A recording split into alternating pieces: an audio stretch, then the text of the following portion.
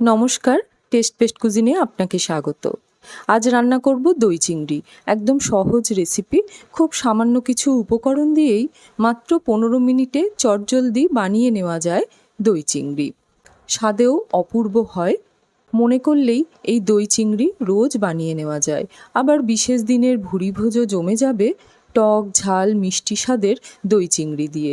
চলুন রেসিপিটা দেখে নিই।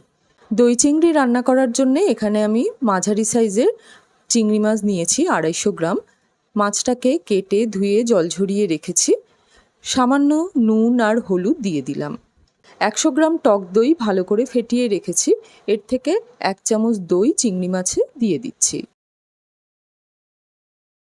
নুন হলুদ আর দই দিয়ে মাছটাকে ম্যারিনেট করে রেখে দেব 5 মিনিট। প্রথমেই মাছ ভেজে নেব, তার জন্যে কড়াইতে অল্প সর্ষের তেল দিয়ে দিচ্ছি। তেলটা গরম হলে এর মধ্যে ম্যারিনেট করা চিংড়ি মাছ দিয়ে দিচ্ছি। চিংড়ি মাছ দিয়ে বেশি ভাজবো না, হালকা ভেজে তুলে নেব। এপিট ওপিট করে 1-1.5 মিনিট মাছটাকে ভেজে তুলে নেব। মাছ বেশি ভাজলে রবারের মতো শক্ত হয়ে যায়। চিংড়ি মাছ থেকে জল বেরিয়েছে, এই জল অবস্থাতেই আমি মাছটাকে নামিয়ে নিলাম। ওই কড়াইতেই আবারও সর্ষের তেল দিয়ে দিচ্ছি পুরো রান্নাটা করার জন্যে। তেল গরম হলে একটা তেজপাতা আর একটা শুকনো লঙ্কা ফোড়নে দিয়ে দিলাম, আর দিয়ে দিচ্ছি 8-10 দানা মেথি। মেথির ফ্লেভারটা দই চিংড়িতে দারুণ লাগে। 1/2 মিনিট মতো ফোড়নের মশলাটাকে ভেজে নিয়ে একটা পেঁয়াজ কুচিয়ে দিয়ে দিলাম। অল্প থেকে মাঝারি আঁচে রেখে পেঁয়াজটাকে ভেজে নেব। পেঁয়াজ হালকা সোনালি করে ভাজা হলে দিয়ে দিচ্ছি আদা আর কাঁচা লঙ্কা বাটা 2 চা চামচ। যেমন ঝাল পছন্দ করবেন সেই অনুযায়ী লঙ্কা দিতে হবে। আর একটা পেঁয়াজ বেটে দিয়ে দিলাম। এখন এই মশলাটাকে কষিয়ে নেব। বাটা পেঁয়াজ ভাজা হতে একটু সময় লাগে, তাই অল্প থেকে মাঝারি আঁচে রেখে একটু সময় নিয়ে মশলাটাকে কষিয়ে নেব। পেঁয়াজের কাঁচা গন্ধটা থেকে গেলে তরকারির স্বাদ ভালো হয় না, তাই মশলাটাকে খুব ভালো করে কষিয়ে নেব। দিয়ে দিলাম কাশ্মীরি লঙ্কার গুঁড়ো একটু কালারের জন্যে, আর খুব সামান্য একটু হলুদ গুঁড়ো। এই দই চিংড়ির মশলা কষানোতেই কিন্তু আসল স্বাদ, যেহেতু খুব সামান্যই মশলা থাকে আর সেই মশলাটাকে খুব ভালো করে তৈরি করে নিতে হবে।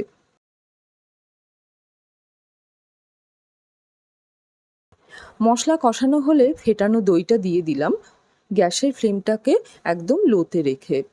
দই দিয়ে সঙ্গে সঙ্গে নাড়তে থাকবো যতক্ষণ না মশলাটা ফুটতে শুরু করে।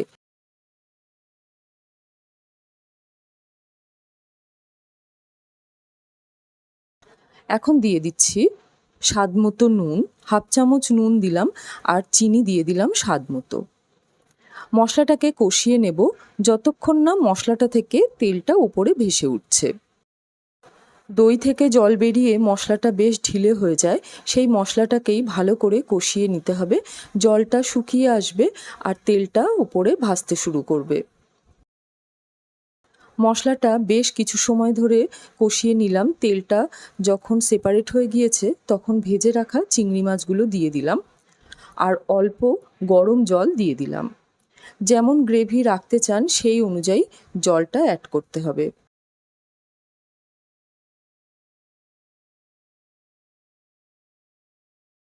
এই সময় দেখে নেব নুন মিষ্টি কম থাকলে দিয়ে দেব। একটু নুন দিয়ে দিলাম। আঁচটাকে মাঝারিতে রেখে 5 মিনিট ফুটিয়ে নেব।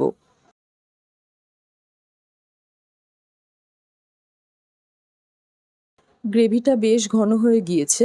আপনি যেমন গ্রেভি রাখতে চান সেই অনুযায়ী ফুটিয়ে নেবেন। ওপর থেকে দিয়ে দিচ্ছি 1/3 টিস্পুন গরম মশলার গুঁড়ো। আপনি চাইলে 1 চামচ ঘিও দিতে পারেন। গরম মশলাটাকে মিশিয়ে নিয়ে গ্যাস অফ করে ঢেকে রেখে দেব 5 মিনিট। গরম মশলার ফ্লেভারটা খুব ভালোভাবে গ্রেভির মধ্যে মিশে যাবে। আমি এভাবেই দই চিংড়ি বানাই, যেটাতে বিশেষ কোনো উপকরণ লাগে না। সামান্য উপকরণেই চটজলদি বানিয়ে নেওয়া যায় এই দই চিংড়ি। গরম গরম পোলাও সাদা ভাতের সাথে অপূর্ব লাগে। দই চিংড়ি এভাবে যদি আগে না বানিয়ে থাকেন একবার বানিয়ে দেখুন, আশা করছি আপনারও খুব ভালো লাগবে। রেসিপি ভালো লাগলে ভিডিওটিকে লাইক করবেন আর বন্ধুদের সাথে ভিডিওর লিঙ্কটা শেয়ার করবেন। আর এমন আরও সুন্দর রেসিপি পাওয়ার জন্যে চ্যানেলটিকে সাবস্ক্রাইব করুন। দেখা হচ্ছে পরের ভিডিওতে। ভালো থাকবেন। ধন্যবাদ।